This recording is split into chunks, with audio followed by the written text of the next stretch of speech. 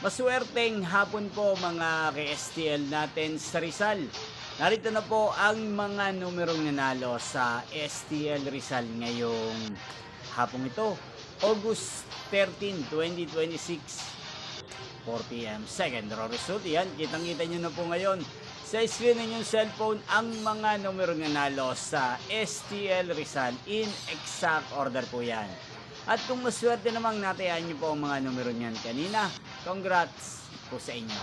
Yan, ano nga ba ang magandang numero ngayong araw na to sa STL Rizal?